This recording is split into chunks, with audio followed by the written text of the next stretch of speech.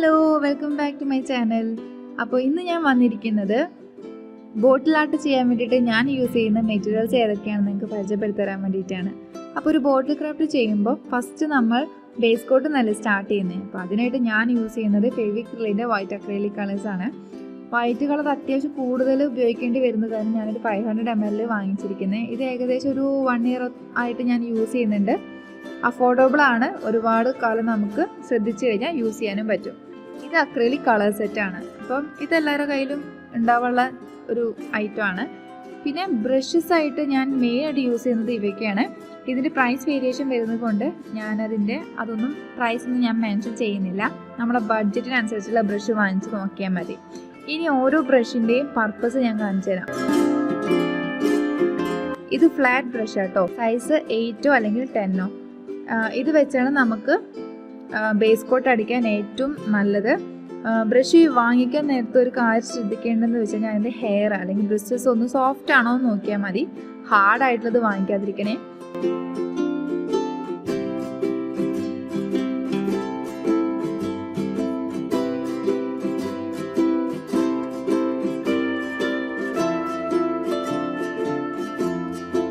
ഇത് സൈസ് 6 ആണ്, ഇച്ചിരി വലുതാണ്. അപ്പം നമുക്ക് പെയിൻറ്റ് ചെയ്യാനായിട്ടോ അല്ലെങ്കിൽ വരച്ചതിൻ്റെ ഉള്ളിലൊക്കെ കളർ ചെയ്യാനൊക്കെ ആയിട്ട് നമുക്ക് ഇത് യൂസ് ചെയ്യാൻ പറ്റും. സൈസ് 0 എല്ലാവരും ഒന്ന് വാങ്ങിക്കണം, നല്ലതാണ്. ഔട്ട്ലൈൻ ഇടാൻ വേണ്ടിയിട്ടും പിന്നെ എന്തെങ്കിലും കോട്ടൊക്കെ എഴുതാൻ വേണ്ടിയിട്ടൊക്കെ നമുക്ക് യൂസ് ചെയ്യാൻ പറ്റും. സൈസ് 8ഉം 10ഉം ഏകദേശം പർപ്പസ് സെയിം ആണെങ്കിലും സൈസിൽ ചെറിയൊരു വ്യത്യാസം മാത്രമേ ഉള്ളൂ. ക്ലേ വെച്ചിട്ട് ബോട്ടിൽ ആർട്ടിൽ എന്തെങ്കിലും ചെയ്യാൻ വേണ്ടിയിട്ട് ഞാൻ യൂസ് ചെയ്യുന്നത് മോൾഡിറ്റിൻ്റെ എയർ ഡ്രൈ ക്ലേ ആണ്. അപ്പം 20 രൂപയാണ് ഒരു പാക്കറ്റിന് റേറ്റ് വരുന്നത്. ഇത് ഉപയോഗിക്കാൻ ചില ആൾക്കാർക്കെങ്കിലും അറിയാതിരിക്കേണ്ടായിരിക്കും. അപ്പോൾ കാണുന്നവർ പലതും ഉപയോഗിക്കാൻ അറിയില്ലെങ്കിൽ ഞാൻ ഇത് കാണിച്ചത് എങ്ങനെയാണെന്നുള്ളത്. ഇത് മിക്സ് ചെയ്യാൻ വേണ്ടിയിട്ട് നമുക്ക് 2 എണ്ണമാണ് ഒരു പാക്കറ്റിൽ കിട്ടുന്നത്. 2 പോർഷനായിട്ട് കാണാം. ഒരെണ്ണം റെസിൻ എപ്പോക്സി മോൾഡ് ബേസും ഒരെണ്ണം ഹാർഡനറുമാണ്. അപ്പം നമുക്ക് രണ്ടും ഒരുമിച്ച് അങ്ങോട്ട് മിക്സ് ചെയ്തിട്ട് ആവശ്യാനുസരണം കുറേശ്ശെ എമൗണ്ടിൽ നമുക്ക് മിക്സ് ചെയ്തെടുക്കാവുന്നതാണ്. എയറായിട്ട് കോണ്ടാക്റ്റ് ആവും തോറും ഇത് ഹാർഡനായിട്ട് വരും. ഇനി കുറച്ച് മാർക്കേഴ്സ് പരിചയപ്പെടാം. അപ്പോൾ ഇതൊക്കെ വെച്ചാണ് ബോട്ടിൽ ഞാൻ കാലിഗ്രാഫി അല്ലെങ്കിൽ സ്റ്റെൻസിൽ ആർട്ടൊക്കെ ചെയ്യാറുള്ളത്. കാലിഗ്രാഫി എന്ന് പറഞ്ഞു കഴിഞ്ഞാൽ അറിയുമോ എന്നറിയില്ല, എന്നാൽ ഞാൻ പറഞ്ഞുതരാം. ഇത് കാലിഗ്രാഫി എന്ന് പറഞ്ഞു കഴിഞ്ഞിട്ടുണ്ടെങ്കിൽ നമ്മൾ ബോട്ടിൽ നല്ല ഭംഗിയിലൊക്കെ എഴുതൂലേ, അതിനെയാണ് കാലിഗ്രാഫി എന്ന് പറയുന്നത്. അപ്പോൾ ഇനി ഞാൻ ഓരോ മാർക്കേഴ്സിൻ്റെയും നിബ് സൈസ് കാണിച്ചു തരാം. ഈ കാണുന്നത് കോമൺ ആയിട്ടുള്ളൊരു മാർക്കറാണ്. കുറച്ച് കട്ടിക്ക് ചെറുതായൊക്കെ നമുക്ക് ഈ ഒരു മാർക്കർ വെച്ചൊന്ന് എഴുതാൻ പറ്റും. പക്ഷെ ഇതിൻ്റെ ഒരു പോരായ്മ എന്ന് പറയുന്നത് നമുക്ക് ഡയറക്റ്റ് പ്ലെയിൻ ഗ്ലാസ്സിൽ എഴുതാൻ പറ്റില്ല. പെർമനൻറ്റ് മാർക്കേഴ്സ് അല്ലെങ്കിൽ CD മാർക്കേഴ്സൊക്കെ വെച്ചിട്ട് നമുക്ക് നല്ല രീതിക്ക് ചിത്രം വരയ്ക്കാനും എഴുതാനൊക്കെ പറ്റും കേട്ടോ. അതിന് വേണ്ടിയിട്ട് നമുക്ക് ഒന്നില്ലെങ്കിൽ പെർമനൻറ്റ് മാർക്കറോ അല്ലെങ്കിൽ CD മാർക്കറോ യൂസ് ചെയ്യേണ്ടി വരും.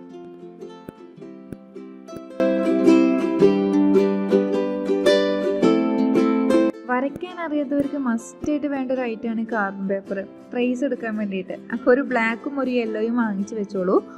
അതിൽ ബ്ലാക്ക് നമുക്ക് ലൈറ്റായിട്ടുള്ള ബോട്ടിലൊക്കെ ട്രേസ് എടുക്കാൻ വേണ്ടിയിട്ടും അതുപോലെ വൈറ്റ് എന്ന് പറയുന്നത് ഡാർക്ക് ബോട്ടിൽസിൽ ട്രേസ് എടുക്കാൻ വേണ്ടി യൂസ് ചെയ്യാവുന്നതാണ് കേട്ടോ. ഇത് മോൾഡിങ് ടൂൾ സെറ്റാണ്. അപ്പം ഇതുകൊണ്ട് ഈ ഫസ്റ്റ് കാണുന്നത് കുറച്ച് റേറ്റ് കൂടുതലാണ്. കുറച്ചും കൂടി അഡ്വാൻസ് ആയിട്ടുള്ള സ്കൾപ്ചറിങ് ഒക്കെ ചെയ്യാൻ വേണ്ടി നമുക്കിത് യൂസ് ചെയ്യാൻ പറ്റും. ഈ പിങ്ക് കളറിലുള്ളത് കുറച്ച് അഫോർഡബിൾ ആണ്, തുടക്കക്കാർക്കൊക്കെ നമുക്കിത് യൂസ് ചെയ്യാൻ പറ്റും.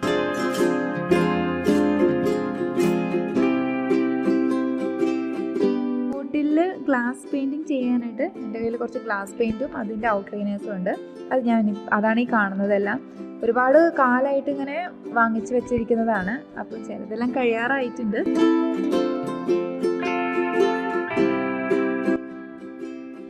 ഇതിൽ ഗ്ലാസ് പെയിൻറ്റിൻ്റെ കൂടെ കിട്ടുന്ന ഔട്ട്ലൈനേഴ്സാണ് ഈ 2 ബ്ലാക്ക്.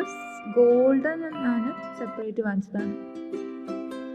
സെറ്റ് മെറ്റാലിക് കളേഴ്സ് ആണ്. ലിക്വിഡ് കളേഴ്സും ഉണ്ട്, പൗഡറും ഉണ്ട്.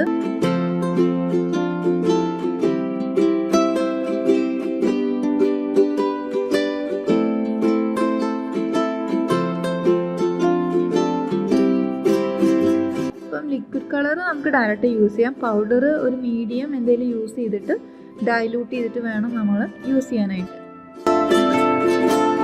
ഇനി ഒഴിച്ചുകൂടാൻ പറ്റാത്തൊരു ഐറ്റമാണ് ഗ്ലൂ ഗണ്ണ്. അപ്പം ഗ്ലൂ ഗണ്ണ് വാങ്ങുമ്പോൾ വോൾട്ടേജ് കൂടുതലുള്ള ഒരു ഗ്ലൂ ഗണ്ണ് നോക്കി വാങ്ങിക്കണം. നമുക്കതിൻ്റെ കൂടെ തന്നെ ഗം സ്റ്റിക്കും കിട്ടുന്നതാണ്. പിന്നെ നമുക്ക് നമ്മളെല്ലാം ബോട്ടിലാട്ടെല്ലാം ചെയ്ത് കഴിഞ്ഞ് കഴിഞ്ഞിട്ടുണ്ടെങ്കിൽ ആ പ്രൊഡക്റ്റ് കേടുവരാതെ പൊടി പിടിക്കാണ്ടൊക്കെ ഇരിക്കാൻ വേണ്ടിയിട്ട് വാർണിഷ് മസ്റ്റാണ്. ഞാൻ ഉപയോഗിക്കുന്നത് 2 തരത്തിലുള്ള വാർണിഷാണ്. ഒരെണ്ണം സ്പ്രേയും ഒരെണ്ണം ടച്ച് വുഡും. അതിൽ ടച്ച് വുഡിൻ്റെ ഒരു പോരായ്മ എന്ന് പറയുന്നത് വൈറ്റ് കളറിലുള്ള ബോട്ടിലാട്ടൊക്കെയാണെന്ന് വെച്ച് കഴിഞ്ഞാൽ ടച്ച് വുഡ് അടിച്ചു കഴിഞ്ഞാൽ അതൊരു മഞ്ഞ കളറായി മാറും. അപ്പോൾ അതൊന്ന് ശ്രദ്ധിച്ചാൽ മതി. പിന്നെ ഇത് ഡെക്കോപ്പേഷ് ടിഷ്യൂസും അതിലുള്ള മോഡ് പൊഡ്ജുമാണ്. ഇതിൽ ചിലതൊക്കെ മുറിച്ച് കാണുന്നത് ടിഷ്യൂ ഞാൻ ഉപയോഗിച്ച കാരണമാണ് കേട്ടോ. ടിഷ്യൂവിന് പല വിലയാണ്, അപ്പോൾ അതൊന്നും ഞാൻ അതിൽ മെൻഷൻ ചെയ്യുന്നില്ല. ഇതിൻ്റെ പേരാണ് ഫോം ഷീറ്റ്. തേർഡും പ്ലെയിനും ഉണ്ട്. അപ്പം എൻ്റെ കയ്യിലുള്ളത് ഗിൽറ്റേർഡാണ്. ഇതിനൊരു ഒരൊറ്റ എണ്ണത്തിന് 10 രൂപയായിട്ടോ റേറ്റ് വരുന്നത്. ഇനി കുറച്ച് ഡെക്കറേറ്റിംഗ് ഐറ്റംസ് ആണ്. ഇതിനു വേണ്ടി ഞാൻ കൂടുതലൊന്നും കാശ് ചിലവഴിക്കാറില്ല, കാരണം ഓരോന്നും ബാക്കി വരുന്നൊക്കെ ഉണ്ട്. അപ്പോൾ കുറേ പീസുകളൊക്കെ ബാക്കി വരുന്നു. പിന്നെ അവിടുന്ന് ഇവിടുന്നൊക്കെ കളക്ട് ചെയ്യുന്ന ചില ഐറ്റംസൊക്കെ വെച്ചാണ് ഞാനിത് ഡെക്കറേറ്റിംഗ് ഒക്കെ ചെയ്യാറുള്ളത്.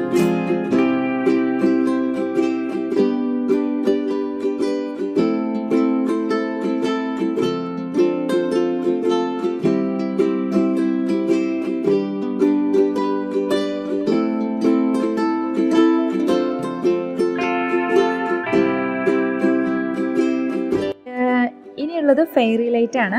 ഇത് കോർക്ക് വെച്ചിട്ടുള്ള ഫെയറി ലൈറ്റ് ആണ് കേട്ടോ. അതുപോലെ പ്ലഗിൻ്റെ യൂസ് ചെയ്തിട്ടുള്ളതുണ്ട്. പ്ലഗിൽ നമുക്ക് ഇലക്ട്രിസിറ്റിയിൽ കണക്ട് ചെയ്യാൻ പറ്റുന്നതുണ്ട്. അതുപോലെ തന്നെ നമുക്ക് ബാറ്ററി യൂസ് ചെയ്തിട്ടുള്ളതുണ്ട്. കോർക്ക് വെച്ചിട്ട് യൂസ് ചെയ്യുന്നത് കുറച്ചും കൂടി എനിക്കിഷ്ടം കോർക്കാണ്. അപ്പം ഗ്ലാസ് ബോട്ടിലൊക്കെ ആണെങ്കിൽ നമുക്കിത് കുത്തി വയ്ക്കാമല്ലോ.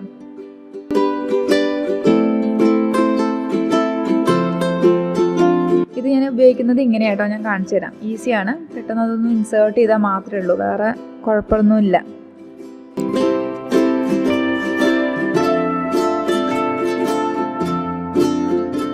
ഇനി എല്ലാവരും കയ്യിലുള്ളത് പോലെ തന്നെ കുറച്ച് ഫെവിക്കോള് ആണ് എൻ്റെ കയ്യിലുള്ളത്.